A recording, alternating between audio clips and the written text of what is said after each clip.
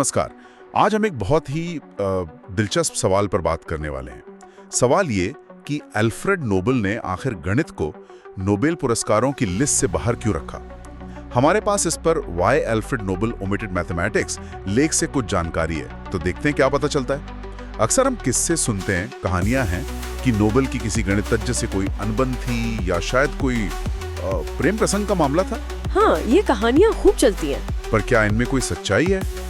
आज हम कोशिश करेंगे कि इन सुनी सुनाई बातों से हटकर असल वजहों को समझें। बिल्कुल, ये किस्से खासकर वो गुस्टाव मीटा ग्लेफलर वाले बहुत मशहूर हैं, पर सच कहूँ तो इनका कोई ठोस ऐतिहासिक सबूत नहीं है। ज्यादातर ये अटकलें ही लगती हैं। अच्छा, तो अगर ये रोमांटिक या दुश्मनी वाली बातें नहीं, तो फिर असल कारण क्या हो सकते हैं? लेख कुछ और इशारा करता है। हाँ बिल्कुल, एक जो मजबूत संभावना दिखती है वो ये है कि नोबेल का इरादा उन खोजों को सम्मान देना था जिनका सीधे सीधे एकदम स्पष्ट रूप से मानवता को फायदा पहुंचे। अच्छा, उनकी वसीयत देखें तो उसमें भौतिकी, रसायन विज्ञान, चिकित्सा, साहित्य और शांति का जिक्र है। ये सब कहीं ना कहीं समाज पर सीधा असर डालते हैं। और गणित, क्या उस समय गणित को इतना व्यावहारिक नहीं माना जाता था जैसे ये बाकी विषय? सही कहा आपने। ये याद रखना जरूरी है कि नोबेल खुद एक आविष्कारक थे, एक उद्योगपति थे। डायनामाइट बनाया उन्होंने, तो शायद उनके लिए विज्ञान का वो सीधा ठोस नतीजा ज्यादा महत्वपूर्ण था। और 19वीं सदी के अंत में गणित को अक्सर एक बहुत ही अमूर्त सैद्धांतिक विषय माना जाता था। हाँ, मतलब थ्योरी वाला। हाँ, जिसका रोजमर्रा की जिंदगी या इंडस्ट्री में सीधा इस्तेमाल शायद उतना साफ न दिखता हो जितना भौतिकी या रसायन का। आज तो हम जानते हैं कि गणित हर टेक्नोलॉजी की जड़ में है, पर उस वक्त शायद ये सोच आम नहीं थी। ये तो काफी दिलचस्प है कि उस समय का नजरिया कैसा था। अच्छा, लेख में कोई और वजह भी बताइए। हाँ, एक दूसरा पहलू भी है, वो ये कि उस समय स्वीडन और नॉर्वे में गणित के लिए पहले से ही कुछ प्रतिष्ठित सम्मान मौजूद थे। पहले से ही थे? अच्छा। हाँ, जैसे स्वीडिश एकेडमी ऑफ साइंसेज कुछ पुरस्कार देती थी।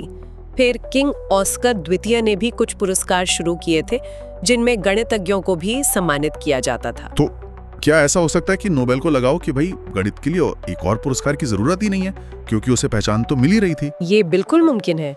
हो सकता है उन्होंने सोचा हो कि उनके पुरस्कार उन फील्ड्स पर फोकस करें जहां शायद उस समय उतनी पहचान नहीं थी, या जहां वो एक बड़ा प्रैक्टिकल असर देखना चाहते थे।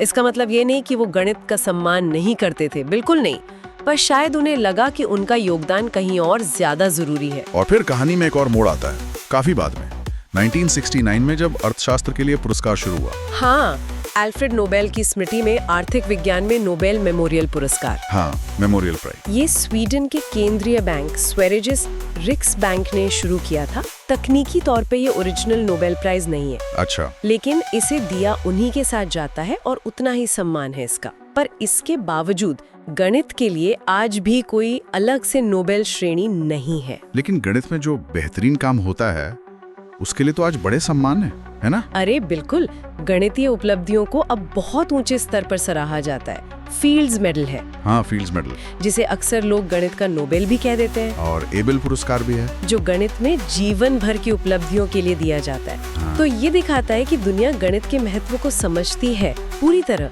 भले ही उसके लिए अलग से नोबेल पुरस्कार न हो। तो अगर हम सब बातों को जोड़ कर देखें तो निचोड़ यही निकलता है कि गणित के नोबेल लिस्ट में न होने की वजह शायद वो व्यक्तिगत किस्से नहीं है। ज्यादा संभावना नहीं लगती उनकी।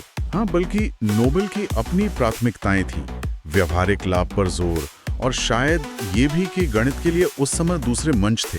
हाँ, ज्यादातर एक्सपर्ट्स इसी नतीजे पर पहुंचते हैं। अब यहाँ से एक बड़ा सवाल उठता है सोचने के लिए। क्या? कि समय के साथ ये व्यवहारिक लाभ की परिभाषा कैसे बदलती है।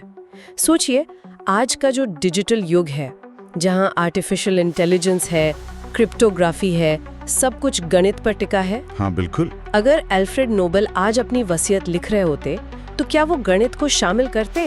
ये सोचने वाली बात है ना? बिल्कुल। और यही विचार शायद हम अपने श्रोताओं के लिए भी छोड़ सकते हैं कि नोबेल का जो नजरिया था व्यवहारिक लाभ पर, उसे ध्यान में रखते हुए भविष्य में विज्ञान की या ज्ञान की कौन सी ऐसी शाखाएं हो सकती हैं जिन्हें आज हम शायद बहुत सैद्धांतिक थ्योरेटिकल मानते हों,